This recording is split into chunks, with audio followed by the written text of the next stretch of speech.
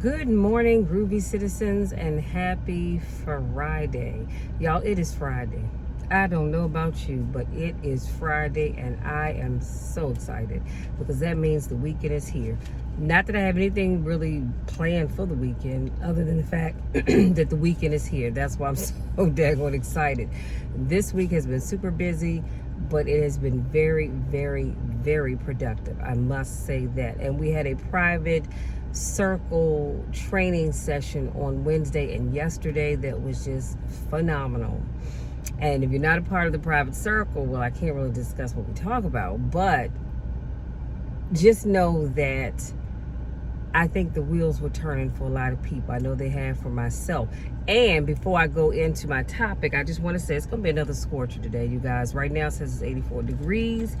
So make sure you have your water because you need to stay hydrated. If you don't have to go out, stay in the house. Please don't just be out and about because you have nothing else better to do. Stay in where it's cool or go find some place to cool off, be it somebody else's house, the mall, wherever you need to go to be cool. Keep your water because you want, like I said, you want to stay hydrated. But if you have to go out, make sure you have your water, go do what you have to do and get your behind on back in. Now, the other thing I want to share with you all is I want you to know that I have made a conscious decision that I am going to run my pilot program the third Saturday in August. And so I'm super excited about that. And that's my Young Speakers Academy. And it will be for 6 weeks. And like I said, it's free, but I'm only taking, I said I was going to only take 6, but I might extend it to 10, but no more than 10 individuals, 13 to 17. So today, or this weekend, I should say, I need to work on the permission form. Because, you know, if the child's under 18, they have to have permission by their parent or guardian. So I need to get that done. And I want to put together a workbook for them to be able to use. Well, I'm thinking about the workbook. Let me not say that because I don't want to stress over that too much. But I'm thinking about doing a workbook for them. But definitely, I do have to get the permission slip together and ready to go. Now, what I'm going to do is, because I don't just know 10 young people off the top of my head, I will be reaching out to our minister of youth at the Metropolitan Baptist Church to find out if there's anybody interested and to get me some names. And luckily, my mentor is going to help a sister out with the space so that we'll be able to go in and meet in person for about 2 hours on Saturday. So like I said, I am so looking forward to this, you guys. This is going to be major for me. And it's because it's a pilot program, I can see what works, what doesn't work, what I can do more of, less of, or any combination thereof. So I'm super, super excited about it. But I'll have more information on that once it goes live. And the goal is to get that done, get that live by the 1st of August. And like I said, I will be reaching out to the youth at my church first. And if I get what I'm looking for there, then I'm just going to cut it off from there. There will be a fee associated with it after that. And I'm thinking $199 for 6 weeks for the groups after that. But this first group, it's a pilot program. Excuse me, guys. Sorry. So it's not going to cost you anything. Now let's jump to today's topic. So today is part 2 of the skills that are hard to learn but will pay off forever.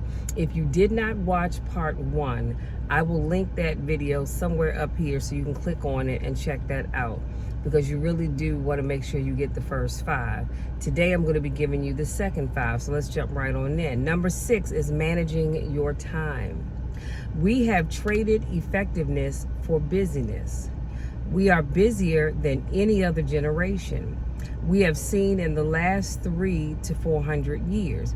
We think that because we are busy, we're effective. Challenge your schedule for a minute and ask yourself, are you really being effective, or is your life cluttered with all kinds of stuff that demands you and drains you and taxes you and stops you from being your highest and best self? Are you substituting busyness and all the chaos from being effective? Scientists have determined that 80% of the things that we do, listen carefully, you guys, are busy things that we do in an area that is not effective. They also determined the average person only spends 20% of their time doing the things that they are really gifted at. Did you hear what I just said? We're only spending 20% of our time on the things that we are, I want to air quote, truly gifted at. The other 80% is just busy stuff that we do. Now, some of it is busy stuff that we have to do on a daily basis. Some of it is just busy stuff because we just don't want to tackle the things that we really need to be doing. And when I say that, I'm talking about sitting around watching Netflix or playing video games or chit-chatting on the phone. That's just busy stuff that's not going to really get you to the next level for wherever it is that you're trying to go. It just keeps you busy. But I digress. They doing the thing, spend 20% of their time doing the thing that they're really gifted at, creative at, passionate about, excited to do, and the rest of it is all the stuff that we have to do in order to survive. So when I said that 20% is stuff that we're working on that we're truly gifted at and passionate about, the other 80% makes up the stuff that we have to do in order to stay alive, like go to work, earn an income to pay our bills, or just the other tomfoolery stuff that we do. So think about how you're managing your time. And Bishop T.D. Jakes shared that piece. Number 7, stop whining. Pick one day a week where you can't whine, complain, or criticize. Every time you do it, you have to put a quarter in a jar. This will make you aware of how much whining, complaining, and criticizing we really do. And Iyanla Van Zant shared that tip. And I thought about that. I said, if you think about it, we all whine, complain, or criticize at least one thing a day. At least one thing a day. But if you pick a day, excuse me, pick a day, let's say it's a Sunday, and you say, you know what? This is the day that the Lord has made. I will rejoice and be glad in it. I'm not going to complain. I'm not going to fuss. I'm not going to bitch and moan and criticize anything today.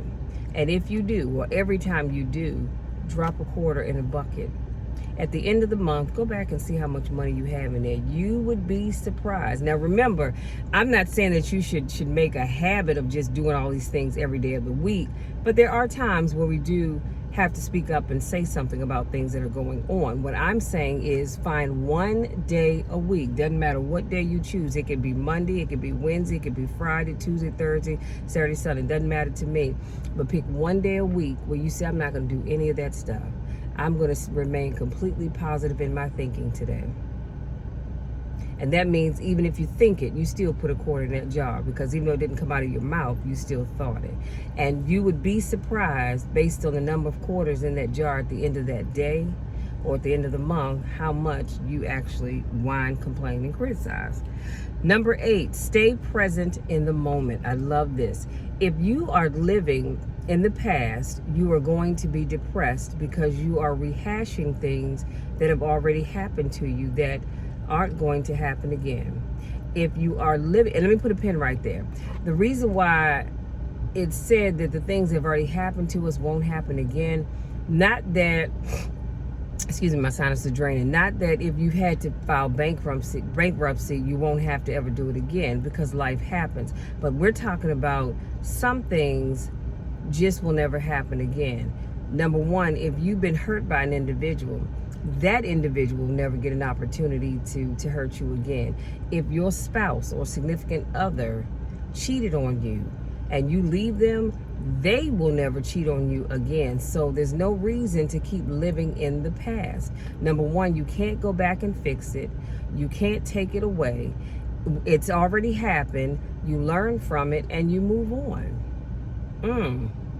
If you are living in the future, you're going to be anxious because you are anticipating what's to come, or you are wishing for things that aren't happening yet. Let me put a pin right there.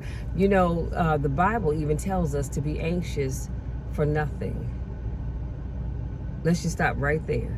Be anxious for nothing. So while I know that I serve a God that is with me all day, every day, no matter where I go, and I know that he'll never leave me nor forsake me, I know that he holds the key to my future. I'm not going to sit around stressing and worrying about the doors that God's going to open for me.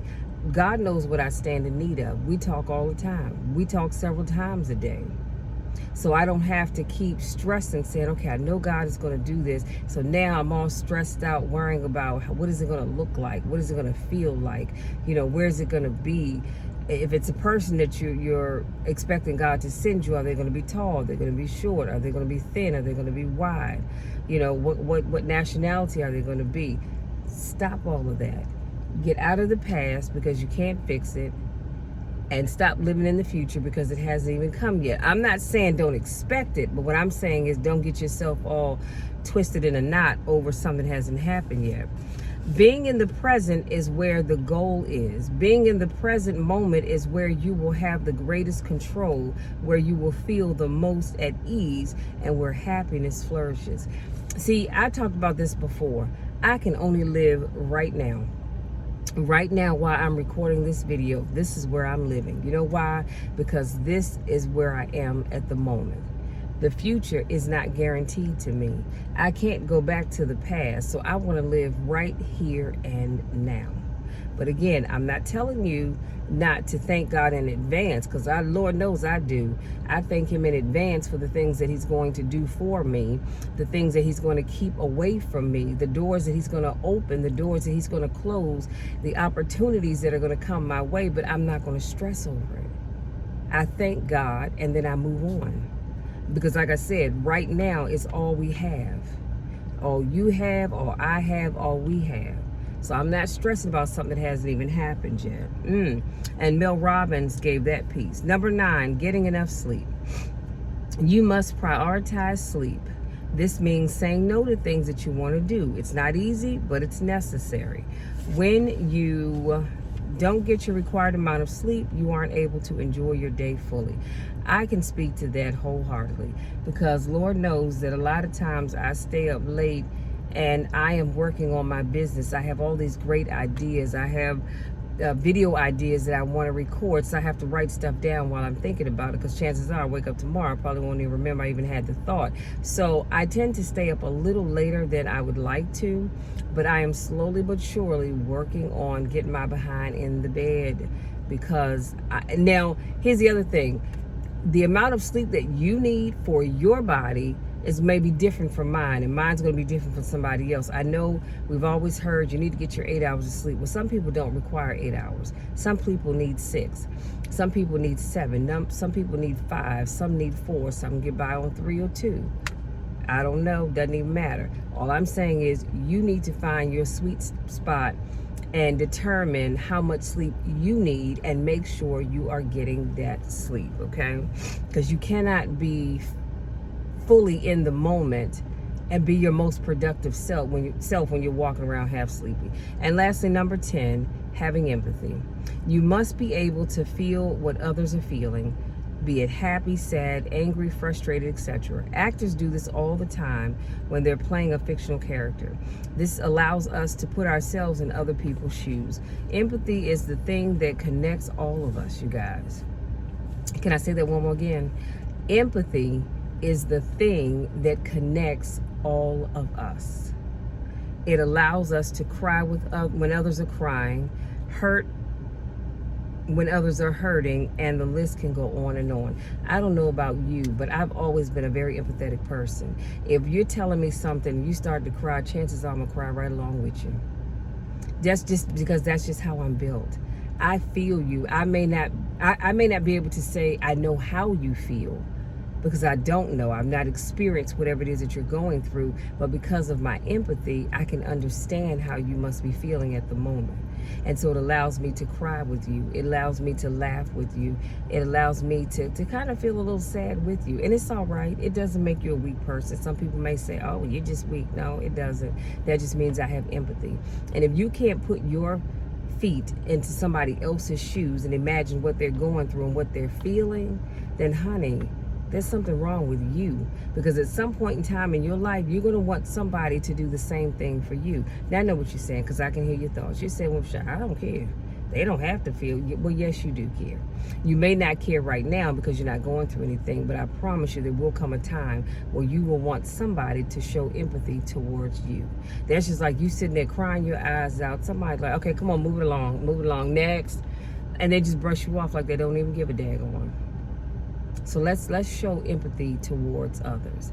You guys, that's it. That's my time. Again, I hope something I said resonates with you. Let it marinate in your spirit. And between Wednesday's video and today's video, you now have 10 lessons, or skills, I should say, that you need to learn and make it a part of your regular routine, because I guarantee you it will make you a better person. It will make me a better person. It will make us better people in the long run. You guys, if this is your first time watching my video, I want to say welcome. Thank you for joining me. If this is not your first rodeo, I want to say welcome back. So glad to see you guys. I always miss you when I don't get to see you. Go out there, try to stay cool, and have an amazing day on purpose. Have an amazing weekend on purpose. Make it a productive weekend. Make sure you're getting plenty of sleep. Make sure you're starting to manage your time and everything else that I talked about, because the best is yet to come for you. The best is yet to come for me.